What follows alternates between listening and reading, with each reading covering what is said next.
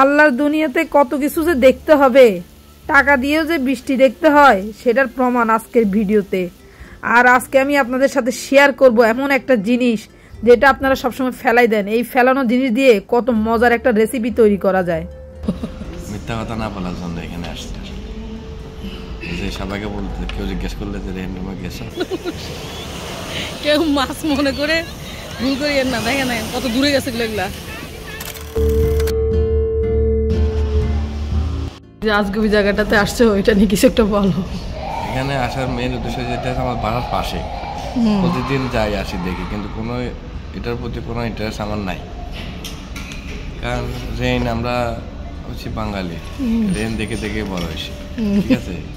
টিনের সালে যখন রেনের বৃষ্টি হইতো, টুসটাস টুসটাস আওয়াজ আমাদের ঘুম হতো। এখন এটার জন্য আমাদের কোনো আকর্ষণ আসে, কিন্তু ঘটনা হইলেও যাই আমরা যেহেতু আমার বাসার পাশে সবসময় যাওয়া আশা করি, সবাই জিজ্ঞাসা করে এখানে গেছস, এখন কি মিথ্যা কথা বলা যায়? এই জন্য তুমি এতগুলো টাকা খরচ করছো। মিথ্যা কথা এখন ভিতরে দেখবো কি এমন দেখে বলবো যে হ্যাঁ, এবার সামনে থেকে আর মিথ্যা কথা বলা লাগবে না। আসসালামু আলাইকুম প্রিয় ভিউয়ার, সবাই কেমন আছেন? দেখতেই পাইতেছেন টাকা খরচ করে আমরা কি দেখতে আসছি। আমরা যারা বাংলাদেশি তারা তো সবসময় ফ্রিতে বৃষ্টির রূপটা উপভোগ করি, কিন্তু যারা ইউতে আছেন এই প্রচণ্ড গরমে কিন্তু এখানে বৃষ্টির চেহারাও দেখা যায় না, কিন্তু এই দেশে এখন টাকা খরচ করে বৃষ্টি দেখা যায়।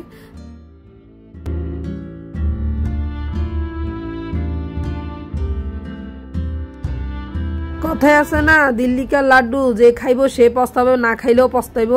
তো আমাদের দশাটা হয়েছে এরকম। তো যারা সাজাতে আছেন, আপনাদের যাদের টাকার গাছ আছে তারা একবার হইলেও এই রেন রুমটা দেখে যেতে পারেন।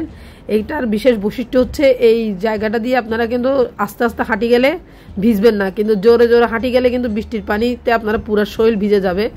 অবশ্য গায়ে শুকানোর জন্য ব্যবস্থা আছে, সেটা আপনারা দেখবেন। এখানে প্রায় আমরা 10 থেকে 15 মিনিটের বেশি ছিলাম না, কারণ এরপরে আরেকটার ফ্যামিলি ঢুকে গেছে। তো যাই হোক, কিছুক্ষণের জন্য একটু মজা করছি, আবার যে টাকাটা খরচ করছি বলতে গেলে বৃষ্টির পানিতে ভাসাই দিছি টাকাটা। আল্লাহর সৃষ্টি আর কৃত্রিম সৃষ্টির মধ্যে অনেক তফাৎ। তো কিছুক্ষণের জন্য আমরা এই বৃষ্টির পানির মধ্যে আনন্দ করলাম, এটাই কথা। তবে এখানে যারা একবার আসবে তারা দ্বিতীয়বার আর আসবে আমার মনে হয় না।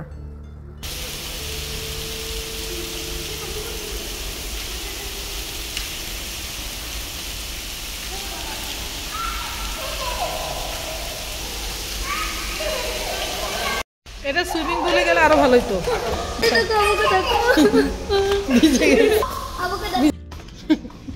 রেইন রুমে কিন্তু আপনাদের গা ভেজার পরে গা শুকানোর জন্য অত্যাধুনিক মেশিনগুলো আছে। এখন আমরা আসছি এখানে গা শুকানোর জন্য। তরমুজ পছন্দ করে না এমন মানুষ কি আছে? তো গরমের মধ্যে হচ্ছে তরমুজ হচ্ছে একটা নিয়ামত। তো নিয়ামতটা কিন্তু সবাই উপরের অংশটা খাই ফেলায়, অনেকে কিন্তু এই নিয়ামতের নিচের অংশটা কিন্তু ফেলে দেয়। তো ঠিক এই মুহূর্তে আমি খোসাগুলোকে পরিষ্কার করে ছিলে নিছি, এরপরে হবে আসল কাহিনী।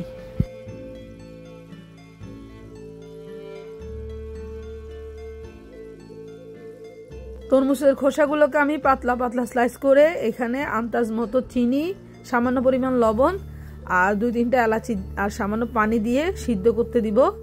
তো মোটামুটি সিদ্ধ হয়ে গেলেই আমি এখানে লেবুর কিছু অংশের রস দিব।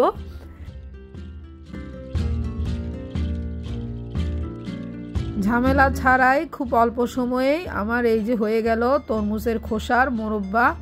এটা আপনারা ফ্রিজে রেখে প্রায় 1 সপ্তাহের উপরে রাখতে পারবেন, বাচ্চারা খুবই পছন্দ করবে এই মোরব্বাটা।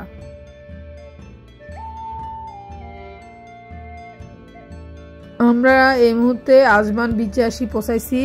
ইউতে যে গরম পড়তেছে, দিনের বেলা তো বাইরে হওয়া সম্ভব না, তো সবাই সন্ধ্যা থেকে শুরু করে রাত পর্যন্ত এই 85 সময় কাটাইতেছে। দেখছেন, 2 চোখ যেদিকে যায় সব মানুষ আর মানুষ। এগুলারে তিমি মাছ মনে করলে আপনারা ভুল করবেন। কি দেখলাম দেখ জোরো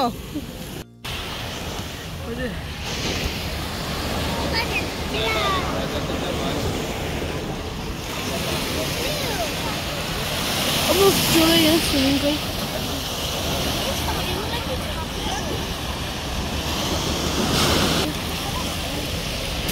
তো জিন্স আমাদের দেখাচ্ছি, দেখেন যারা পানিকে ভয় পাচ্ছে তারা কিন্তু খাঁচার ভিতর থেকে দেখতেছে সবাইকে। আমরা নিজেরও ভয় পাইতেছি, কারণ আমরা এখানে ভিজার কোনো ইচ্ছাও নাই। তো যাই হোক, এটা হওয়ার হবে। দেখতে দিকে এসো, দাঁড়াও। আজকের পর্বে তো টাকা খরচ করে বৃষ্টি দেখালাম, নেক্সট পর্বে ফ্রিতে কীভাবে বৃষ্টি দেখছি সেটা আপনাদের সাথে আমি শেয়ার করব। সেই পর্যন্ত আল্লাহ হাফেজ।